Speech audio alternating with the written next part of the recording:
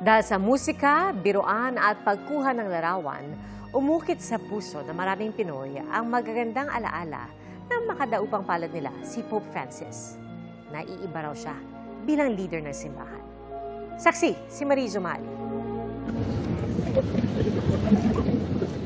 Nakatatak na raw sa puso ni Joanne ang nakakatuwang pag-uusap nila ni Pope Francis sa Vatican nitong Enero. Biniro ni Joanne ang tinawag niyang Lolo Kiko na siya'y apo nito.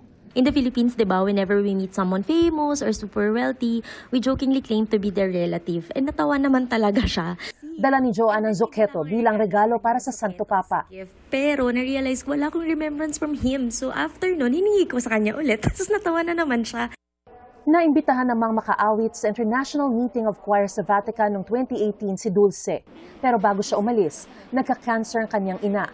Sumulat ako sa Vaticano, sabi ko sa kanila, hindi ako sigurado. Please pray that my mom will be able to be discharged from the hospital so I will be able to sing. And this was the dream of my mom. Milagrong gumaling daw ang kanyang ina at dagdag biyayang natuloy siya sa Vatican at nakasalamuha rin ng malapitan si Pope Francis. It was a very deep encounter because not only on a personal level, but also more on a spiritual level. Bago nito, natugtugan pa niya ng ukulele si Pope Francis sa pagbisita nito sa bansa noong 2015. Gawa raw ito ng mga survivor ng Super Typhoon Yolanda. Tinugtog ko sa kanya, naluha siya, and then binigay ko na sa kanya. Isa sa mga napiling official photographer sa pagbisitang ito si Glenn. So, he made the cross, sign of the cross sa akin, parang blessing me. Naging inspiration ko siya na serving the church with all dedication and devotion. Pero mas nangibabaw sa akin yung pagsilbi sa simbahan with all humility. Maging si CBCP President at Caloocan Bishop Pablo Cardinal David, inalala ang di malilimutang pag-uusap nila ni Pope Francis noong 2019. Noong time na yon, I was facing 5 criminal charges. No? At nabalitaan niya yon. At nung papalabas na, siya pa yung nagsabing, pwede ba kitang i-bless? He prayed over me. Sa Batangas City, inalis na ang mga sagisag na Santo Papa sa Basilica of the Immaculate Conception bilang tanda ng kanyang pagpanaw.